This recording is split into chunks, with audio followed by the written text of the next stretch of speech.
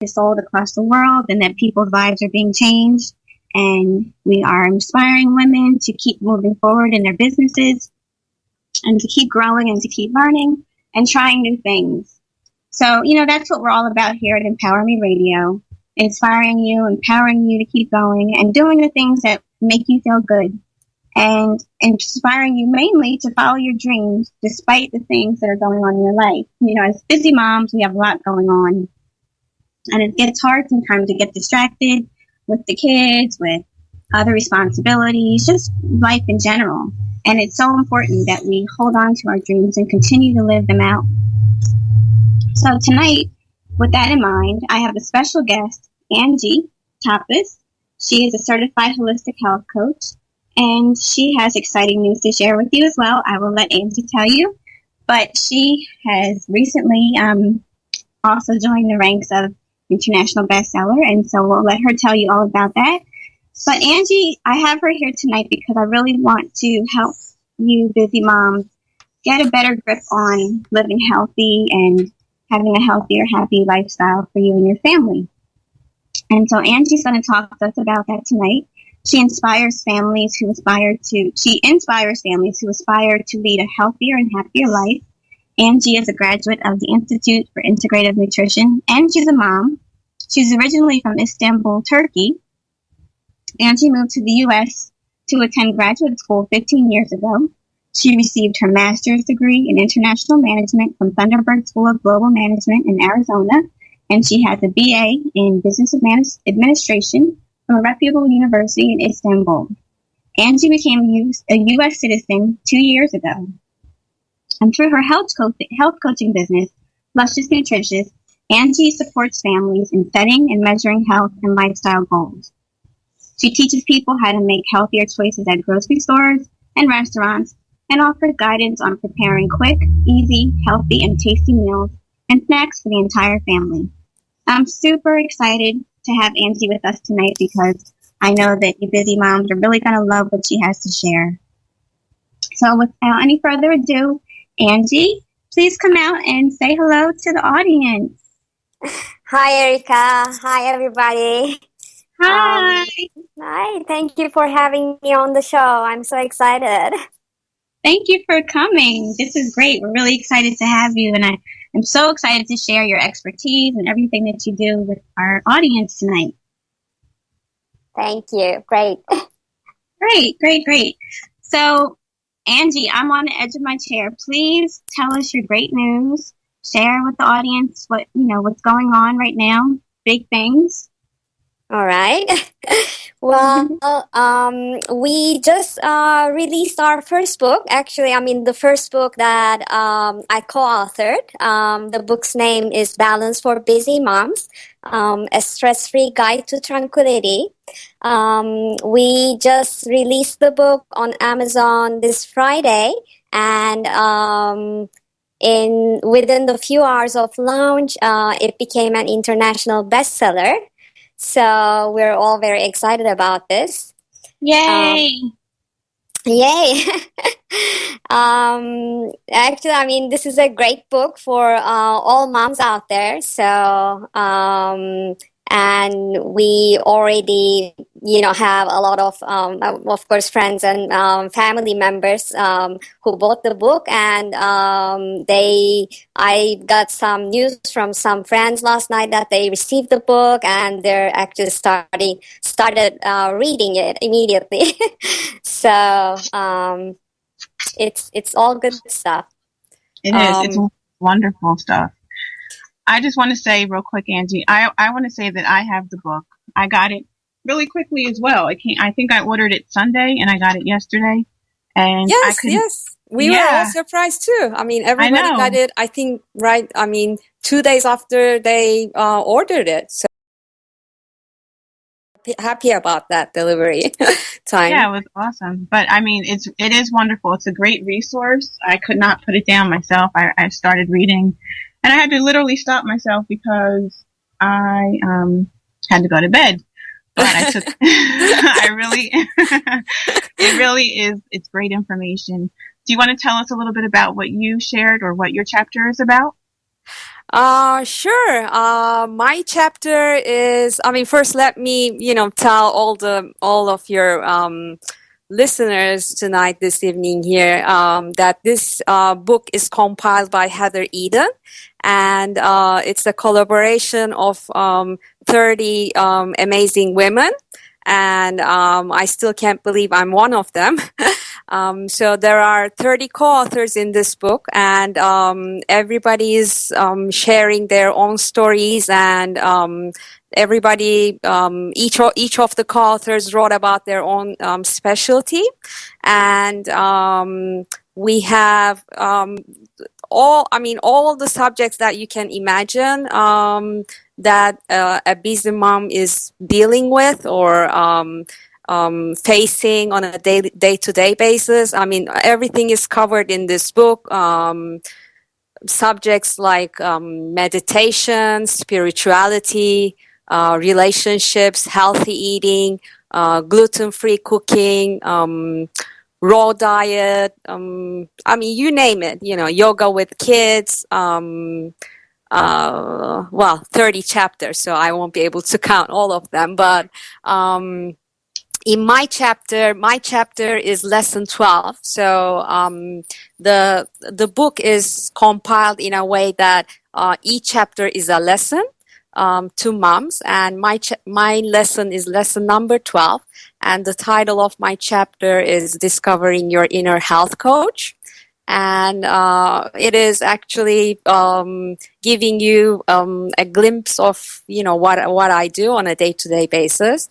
And I believe as moms, each and every one of us has a health coach inside us, and all moms would love to raise their children in a healthier way.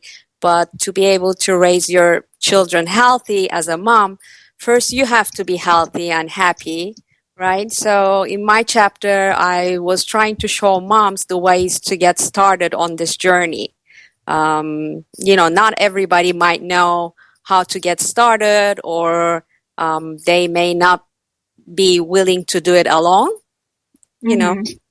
So I'm giving them some ideas on how they can get started to become healthy and happy themselves, and then to raise healthy and happy children. Mm-hmm. So that's what my chapter is about. Okay. Awesome. So let me see. Well, first, for the listeners who don't know, can you explain a little bit about what health coaching is and how you help moms with that? Sure. I know, a lot of people, when I tell them, like people ask you all the time, right, what you do. And health coaching is relatively a new term. And a lot of people who I know, and probably some of your listeners right now, would not know, what health coaching exactly means and what a health coach does. Health coaching is simply supporting people so that they can reach their health and lifestyle goals. And a health coach is a person who supports, inspires, motivates, encourages, challenges, and holds the client accountable towards a healthier and happier life. So this is, in very simple terms, what health coaching is and what a health coach does. Mm-hmm. That sounds like a lot. It's a great definition, but then I guess, for different people, it means different things. Would you agree? Exactly. Because people decide to see a health coach might decide to see a health coach for many different reasons. Some people might have issues with their weight. Some people might start seeing some health problems, like maybe diabetes or high cholesterol. Some results of the blood work that they might not like, and they may just decide to improve their lifestyle. Some people may come to a health coach because just in general they would like to live a healthier life, and they might have a family, children, maybe children with eating difficulties, picky eaters, all sorts of things. So I try to help them depending on what their goals are. Mm-hmm. So that's awesome. And some even might be like other sorts of issues, like maybe sleeping problems, or not being happy at work, or I mean, it could be anything that you can think of around circle of life, which we're actually touching upon on the book, The Balance for Busy Moms. So it's all the elements around circle of life that we try to pinpoint, things like your relationships with people, your spirituality, home environment, your health, cooking, finances, career, everything that you can imagine, that would nourish you, not only physically, but also emotionally. Okay, so you tap into all of those different areas when you're working with your clients? Correct, yeah. So well, when somebody comes to me, of course we do like an initial health consultation where we have like a standard form that we go through together. I would ask them some questions about their daily practices in terms of their diet and their lifestyle. And then we will, if the person doesn't have a clue on, where to start, we would set up the goals together. Or some people might know, what they're looking for in advance. And then they would set up their own goals, and then they would tell me, what where they would like to be by the end of the program. So what I usually offer is like a 6-month program. So we meet with the clients like twice a month, every other week. So, and then we set some goals and, measure the goals by the end of each month and see where we are, and evaluate, if the suggestions that I'm giving to them, if they're working or if they're not working. We evaluate and then make some decisions based on that. Okay. So what I think is really interesting, Angie, what you do. Well, first, okay, I'm going to come back to this in a second, but first I want to just get a clarification, because a lot of times we hear the terminology, we hear wellness coaching, we hear health coaching. Is there a difference between wellness and health coaching? Well, I mean, the school that I went to, IIN, Institute for Integrative Nutrition, they provide you education so you could become a certified holistic health coach. And that's what, how I go by, I mean, in terms of the title. But you could say like a wellness coach as well. Maybe that would be more like a broader way of saying things. Maybe depending on the different type of education that they receive, they might be classifying the titles accordingly. Actually, I mean, that's a very good question, and I think, a lot of people who graduated from the same school that I did, they would be using the terms health coach, a certified health coach, or certified holistic health coach, and or a health counselor, if you don't want to use the term coach. Because sometimes people believe that, I don't know, I think that's kind of the perception, maybe not in the US, but in some other countries. For example, where I'm from Turkey, there's this trend these days that everybody who, a lot of people who get like some sort of, education in the either in the fitness field or health field, they're kind of expressing themselves as a life coach, and I think that's a totally different area. I mean, there are business coaches here, life coaches, and relationship coaches, but I mean, more of what I do is around improving the overall health and happiness. So we touch base in all areas of life, but the main purpose of what I'm trying to help people with is to improve their health. Okay, that's wonderful. And also, sometimes because I mean, we say health and happiness go together because like I was saying before, it's not only the food that you eat, but everything that nourishes your soul. So we look at those areas in a person's life to see, if they're like a balanced individual overall.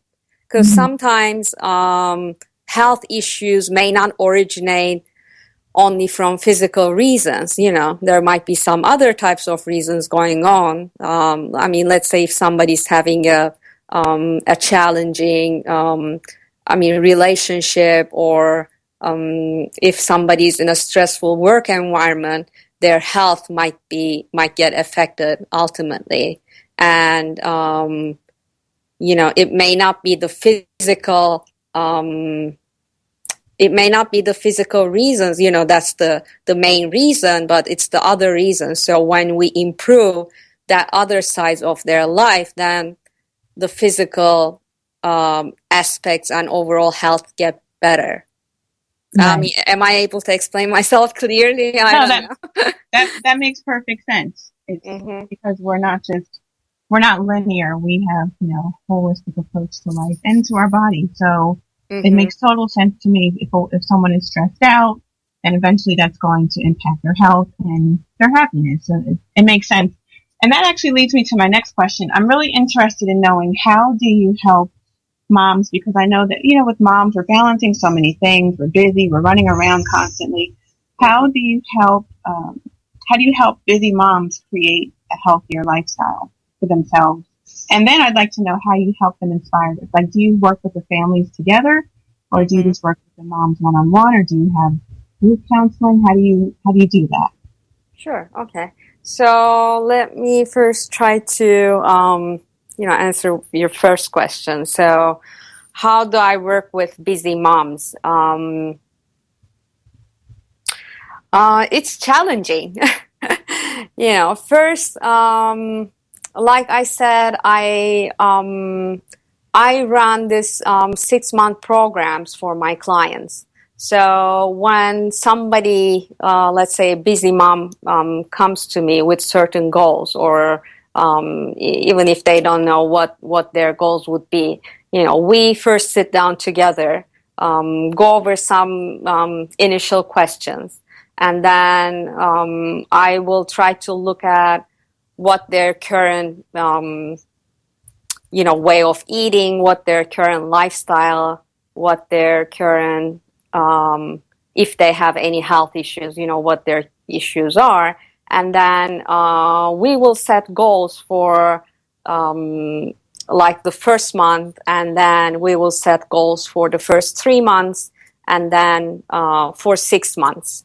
I know, sometimes when you tell people that you provide like health counseling in a 6-month program, in the beginning, it might sound too long, but what I tell everybody is that, wherever you are right now, you didn't get here overnight, right?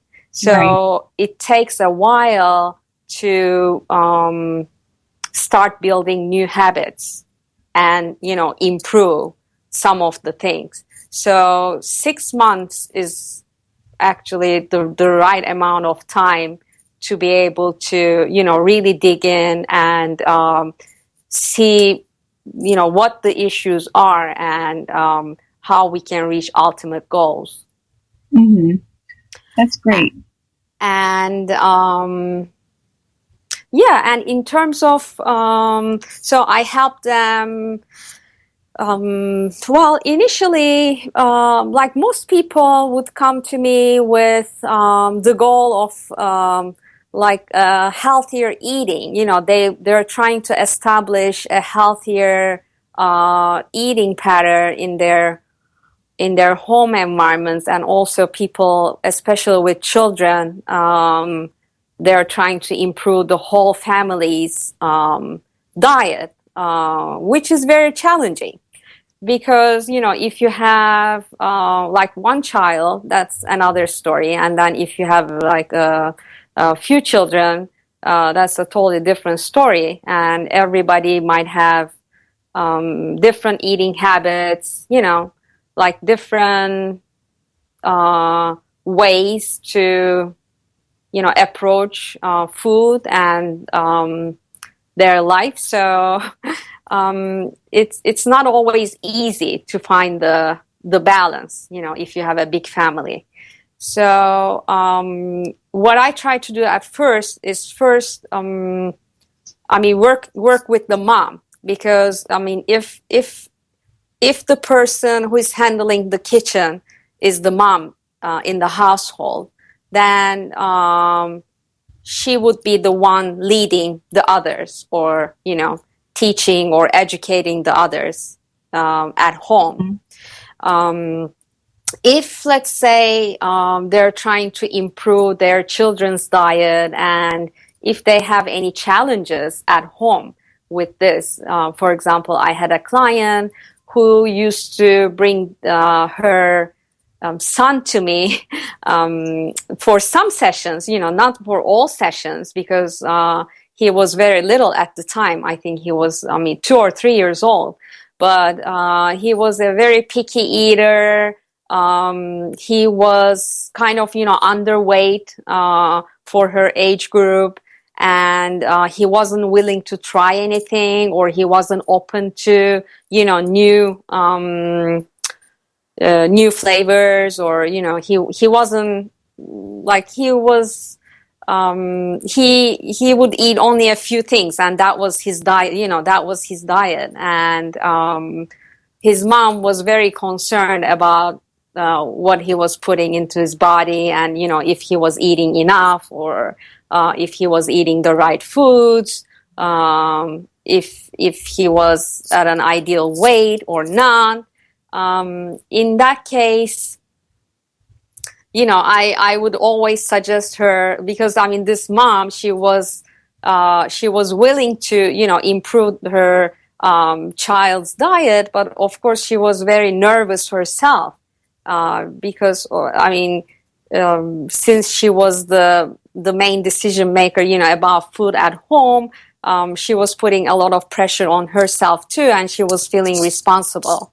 So, you know, I would tell that mom to, you know, take it a little bit easier. And as long as the child is eating the right foods, you know, the more of the nutritious foods, I would encourage her, you know, for her child to try anything, you know, like a variety, to try different things. So for some sessions, she would bring the child to my house, and we would cook together. Or, of course, I mean, he was very young at that age, so we were not cooking, but we were just playing with food. And, you know, I was showing him different vegetables, and I was trying to encourage him to taste little bites. And then we were using the blender together, the fruit processor. You know, we were making all sorts of fun things in the kitchen.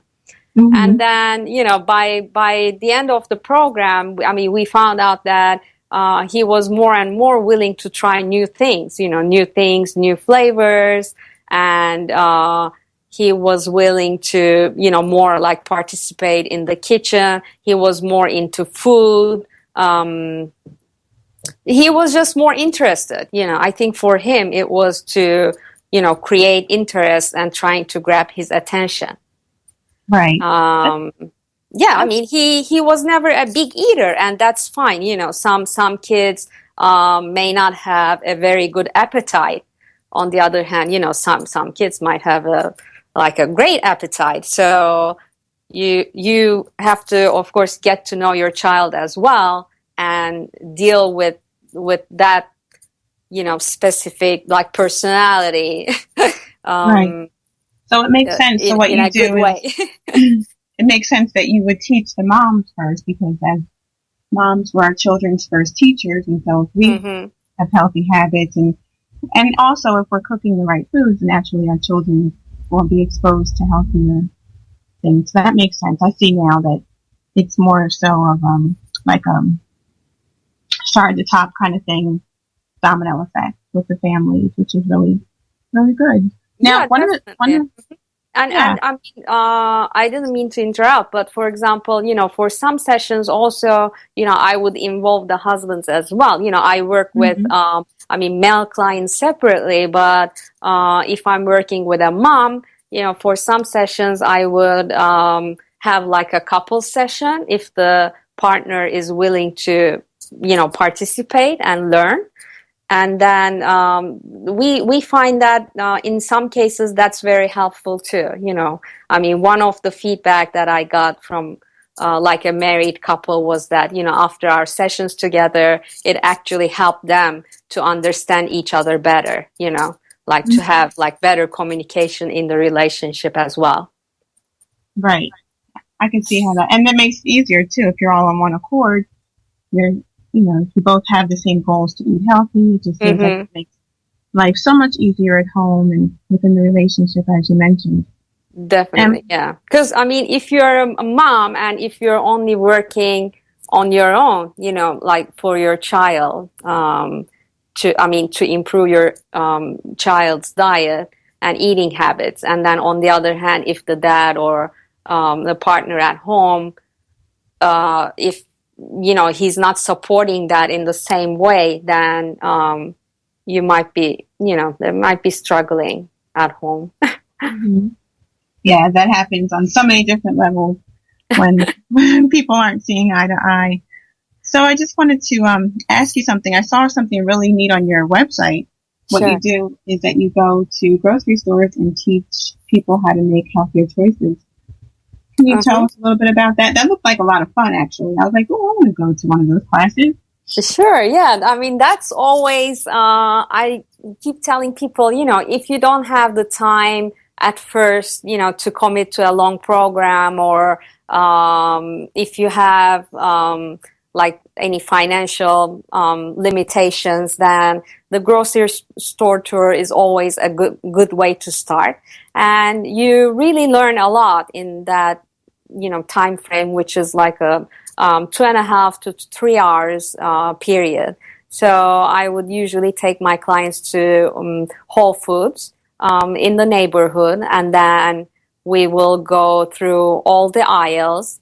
I will tell them, everything that I know, everything that we see in the store. And then I think the main highlight of that tour is that I show people, what the better alternatives are. So I don't actually, maybe push them. I would encourage them to try maybe a new vegetable that day. And then I might give them a quick practical recipe to try that night. But the main thing is that I show them like alternatives. Let's say, if their habit is having cereal for breakfast, we go through that aisle, and then I would show them how to read the labels on the boxes. So, and that makes a huge difference, because a lot of people don't know how to read the labels, or they would look at the ingredients, but they don't really know what the ingredients mean, or how to make the decision. How to make the decision on what to buy. So what exactly are you teaching them to read on the labels? Like, what could you tell our audience as a tip? What should they be looking for, something specific, or are there certain ingredients that they should avoid or look for? Sure. The first thing is that if there's anything that you cannot pronounce, in the ingredients list, I would tell them don't buy that. Because a lot of times you would see like these long terminologies that you're not even able to pronounce. And while I was reading something the other day, it says it's a great saying, and it says that if your grandmother would not recognize it, don't purchase it, that product. And you might think right now, I mean, when we go to a grocery store, what would my grandmother recognize? Probably, I mean, nothing other than the produce section. Right. So that, that of course in the ingredients, I would tell them don't buy anything that you wouldn't be able to pronounce. I would suggest if the ingredients list is more than 5, different ingredients, if it has more than 5 ingredients, I wouldn't suggest them to buy it.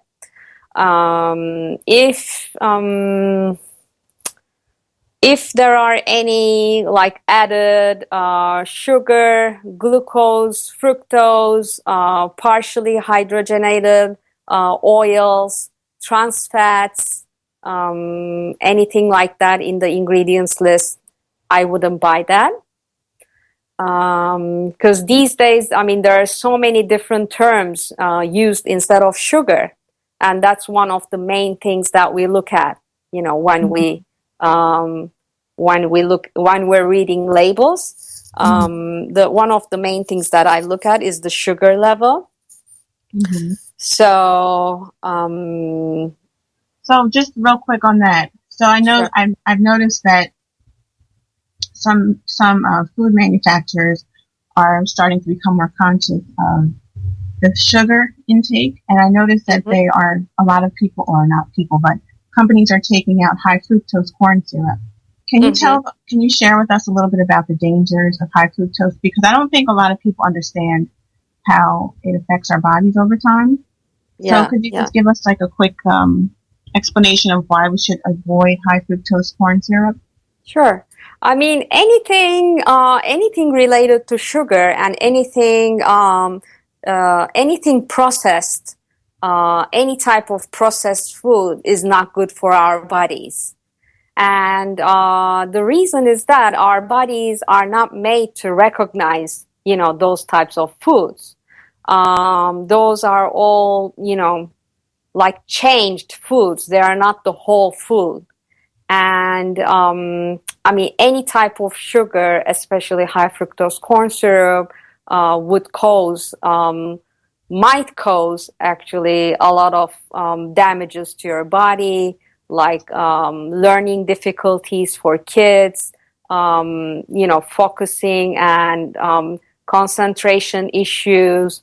So a lot of the ADHD, attention deficit hyperactivity disorder, I guess. Yeah, ADHD has been linked to high consumption of sugar and high fructose corn syrup.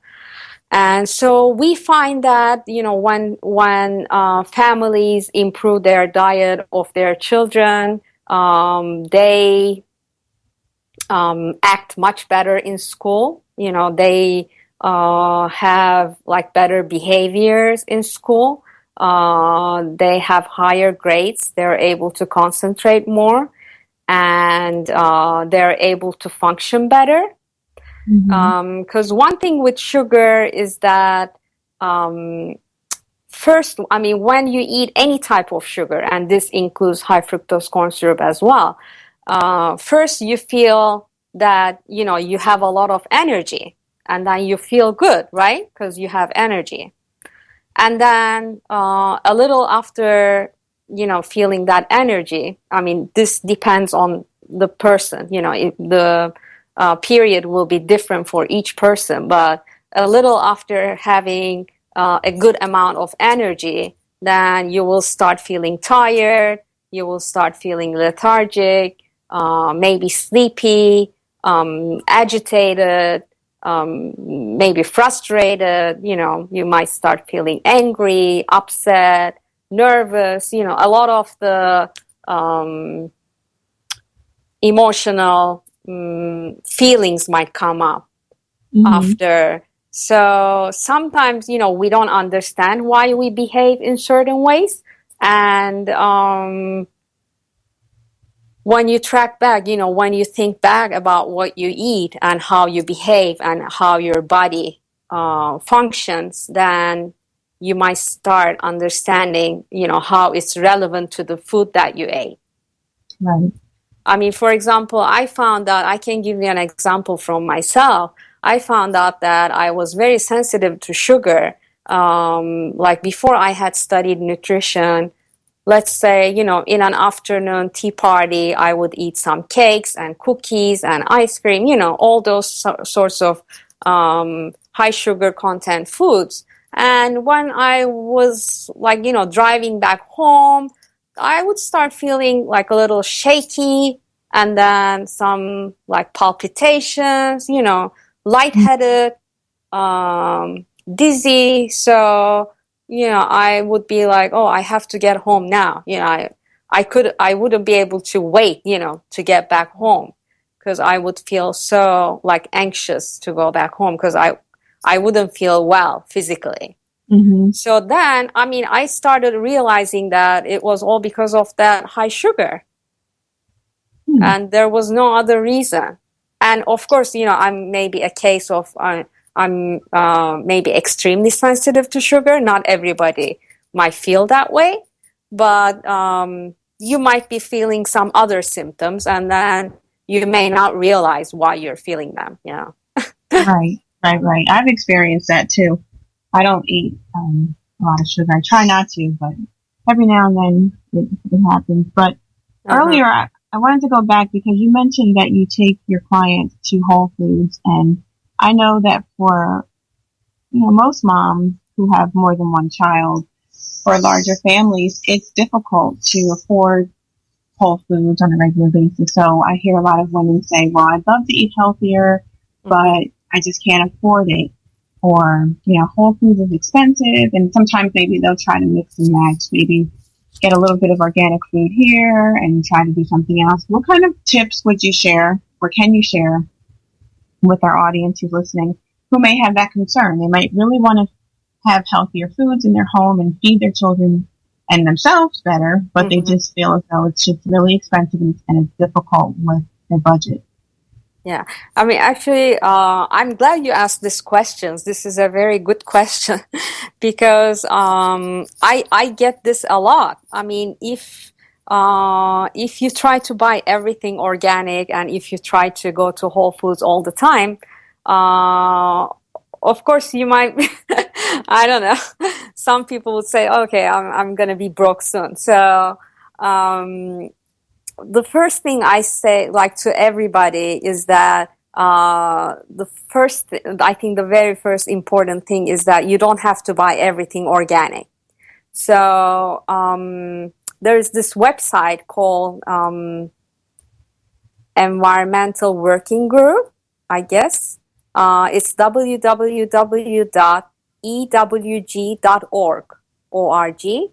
And then on the website, they give you a list of the 12 most contaminated foods. And they will also give you a list of the most clean foods. So what this means is that the most contaminated foods are the ones that include the most pesticides and, their spray and so the 12 of the most contaminated foods, you would want to buy them organic. So, for example, apples is one of them. You want to make sure that you buy apples organic because they're the most, the dirtiest foods, I would say, if you eat them, if you eat the whole apple. Okay. So same thing with strawberries and grapes. You may want to get them organic. And most of the greens, like kale and collard greens. But like I said, not everything you have to buy organic. So for example, like a basic item like bananas, you don't have to buy them organic. You just go with the, local or, non-organic bananas. So I strongly suggest, everybody really to check that website. It's www.ewg.org, for this complete list, because they update this list. I think they updated it every year, but it might be a little bit more often. So sometimes they add, some foods to that list. And so that's the first thing about, because that's one of the first questions I get is that, do I have to buy everything organic? It becomes very expensive when I try to get everything organic. So no, you don't have to buy everything organic. Just start with the basics. And then, of course, I would suggest them. Well, one tip I think I could give to your listeners is that,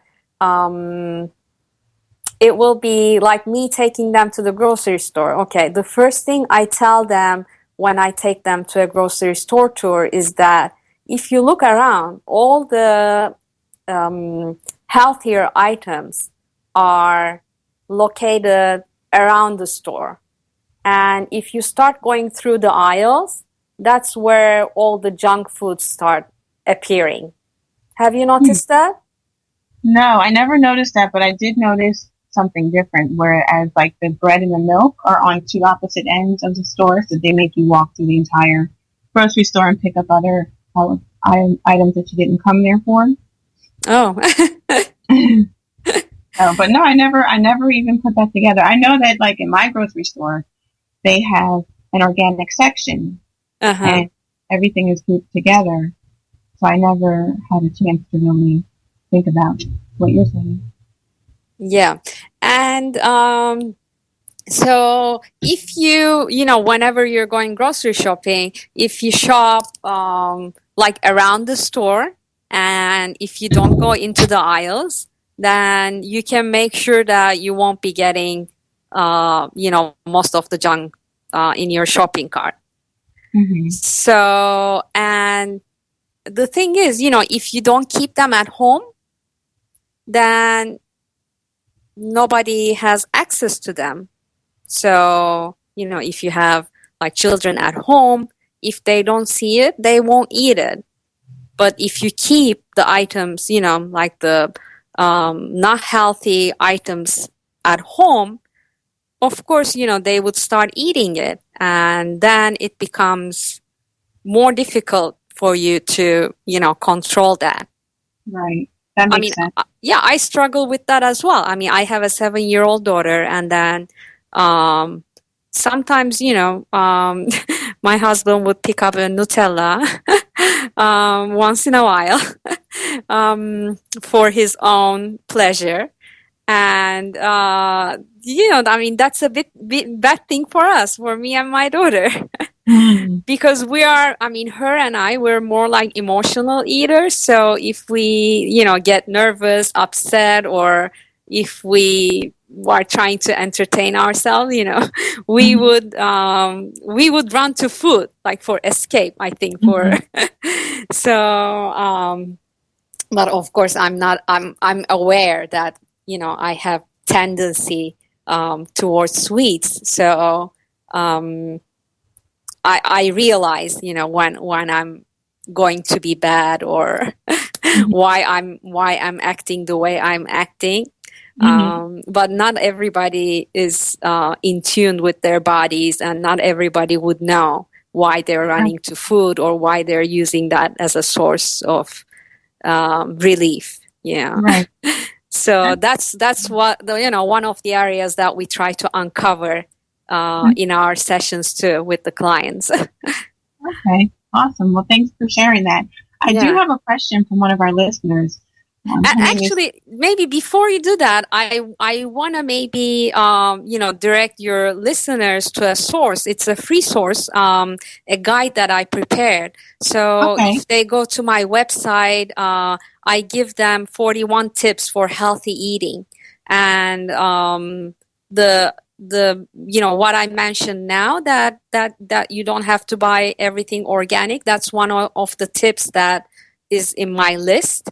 So they can just sign up for my newsletters on my website, and then they would just get these 41 tips in their inbox, and then they can start eating healthy right away. Okay, and what is your website? Sure. It's www.lusciousnutritious.com. So Luscious, I think a lot of people might be confused on how to spell that. So it's L-U, S as in Sam, C as in cat, I-O-U, S as in Sam, and nutritious, Nutritious.com. Awesome. And on the homepage, on the left-hand side, there's a sign-up box for my newsletters. And if they can type in their email address, they would get my healthy eating tips right away. Okay. So that would at least give them an idea on, how to get started. Like you were saying, if one family is not willing to purchase everything from the healthier foods, healthier store, or I give them a lot of tips. Actually, it's 41 tips. So, but the thing with this list is that don't try to do everything at once, because it's a long list. It might be overwhelming, and you might be already doing some of the things, some of the items you might be already applying that, in your own life. But go through this list and then see, maybe pick 2 or 3 things that you want to try, for, let's say, 2 weeks. And then, come back and maybe pick another 2 or 3 and try that for the next few weeks. So if you try to do everything, these are all the things that I've learned in the last 4 years. So it takes time to, I think, to be able to implement everything together. Right, definitely. You don't want to do too much too fast. It's a journey. This is not like a to-do list that you can do in like a week or so. It's not possible. Right, because everything doesn't apply to everyone too, and I'm sure it's a very comprehensive list that you've tried to make it so that more people can find something that appeals to them or applies to their life. Really quick, we do have a question from our listener. We have about 10 minutes left. Sure. And I do want to get this question because it's a really good one. It's our listener, Adrienne Santana from Alabama. Mm-hmm. And she wants to know if you can suggest some really good energy foods, and if you could quickly also explain the difference between slow and high carbs. Mm-hmm. Sure. So let's think about the energy foods. So, there's this thing called food and mood and energetics of food. So people who are into like a healthy lifestyle, and people who are yogis, who are doing a lot of yoga, they believe that there is a relationship between the food and the food's energies.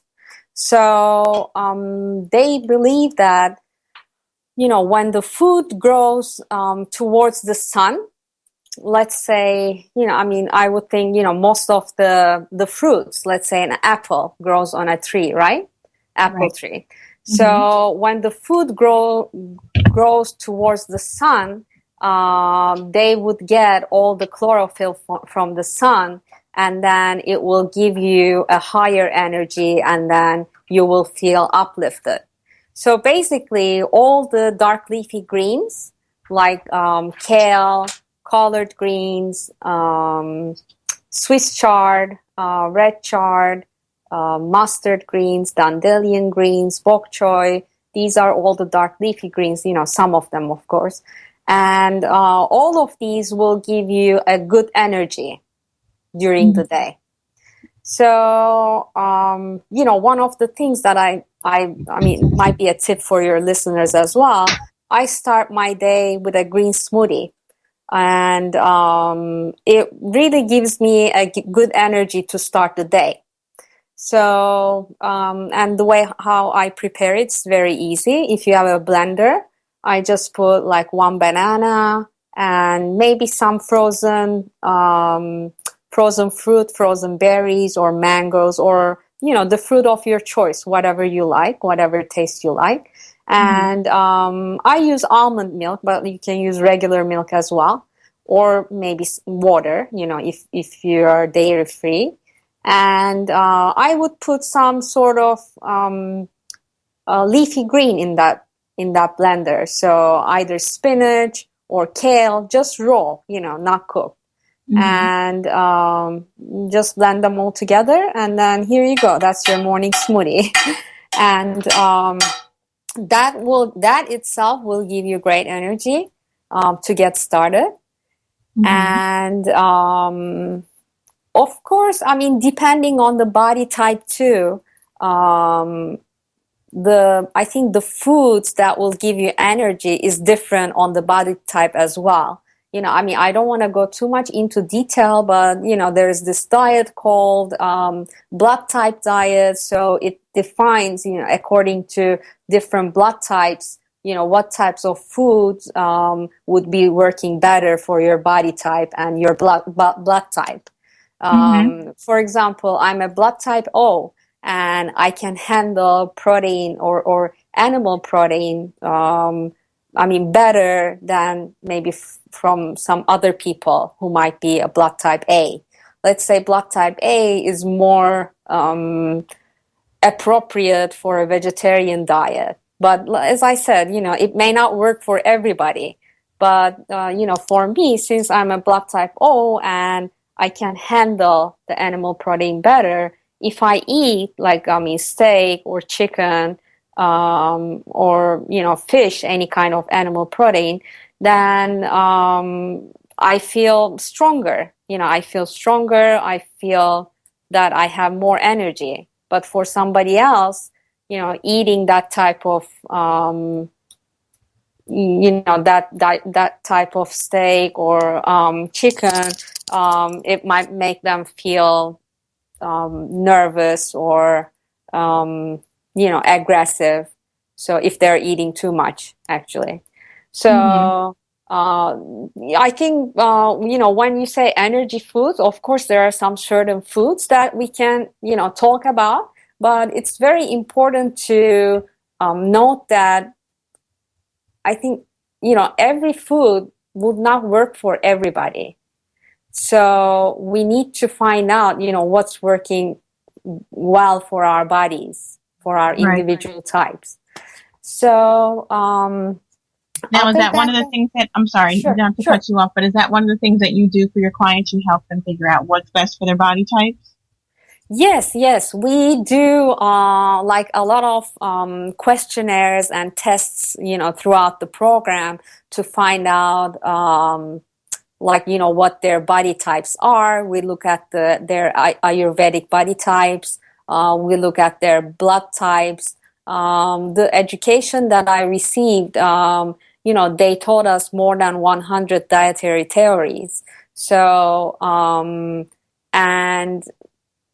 I don't like to apply like one certain type of diet, but I like more to find out what will be working for that individual. So we try to identify what type of foods might be better for that person. Because we have this saying that one person's food might be another person's poison. So and I totally believe in that. Right, that is true. Everything's not for everybody. Everything is not for everybody, exactly. And then there are some certain foods that will really give you energy, like superfoods. When I take people to the grocery store tour, I teach them about the superfoods, and like the superfoods is like a new term, or it's this new trend, and there are lots of superfoods that were used by like ancient societies.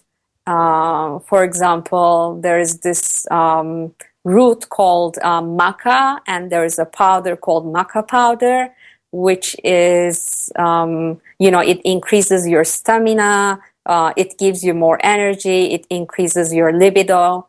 And so, people use it for all different sorts of things. And it could be mixed in a smoothie, or it could be eaten with like yogurt on your cereal, or, in different ways. But I teach them some certain, like, special foods as well. Like one of the other one is goji berries. It's been also used for many, many years. And they say that, once you start eating lots of goji berries, you will be aging like healthier. It has like anti-aging properties, and that also increases your energy as well. Great. So, not to cut you off, Angie, but that was great information. I mean, I think that that was a lot of, good tips that you shared for the audience to get started, especially if they're new with the whole idea of eating healthier and living a healthier life. And you've shared some really good information with us tonight. And again, can you just give them your website in case anyone would like to go and learn more about your services and maybe work with you after the fact? Sure. And I mean, you had another question, but would you like me to answer that briefly, or we're running out of time, I guess? Yeah, we're actually running out of time. So okay. I can, if you want, I can send you the question. If you'd like to post it on Facebook, you can do that. Sure. Yeah, that'll be great.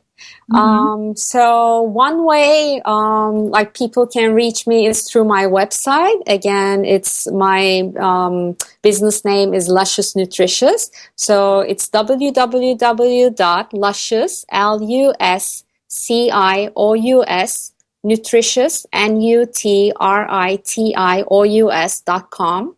And they can go into my website and sign up for my free health newsletters that I send out periodically, and then they would get my 41 tips for healthy eating. And they can find more about me on our recent books page, which is Balance for Busy Moms. So that's the website for it is www.balanceforbusymoms.com. And if they want more information about the book and all the other co-authors' backgrounds, they can use that. And my email address is Angie, ANGIE, at lusciousnutritious.com. And I'm also on Facebook. I have a personal page and a business page where, I share lots of tips and advice on a daily basis. So on Facebook, they can search me with my full name, Angie, and last name T-O-P as in Paul, B as in boy, A as in Sam. And my business page is facebook.com/Luscious Nutritious. Okay. Awesome. I'm also on LinkedIn, Twitter, and Instagram, and I'm, all there to help people with a healthier life. Well, thank you so much for your time, Angie. This was a pleasure to have you on the show. And definitely, I know that my audience got some really good information about how to eat healthier, and and we really appreciate you coming on, and good luck to you with your book, and look forward to hearing more from you and seeing more about balance for busy moms. And I want to... Yes, thank you so much for having me. It was a pleasure, and I had fun. Thanks. Okay, well, thank you everyone for tuning in. It was wonderful having you here. I hope that you enjoyed the show, and I will see you next Wednesday from 7 to 8 p.m. Eastern Standard Time. Have a good night. This was a powerful show tonight. Wouldn't you agree? You got a lot of juicy nuggets. We look forward to seeing you here in 2 weeks at the same time so you can get your next dose of inspiration and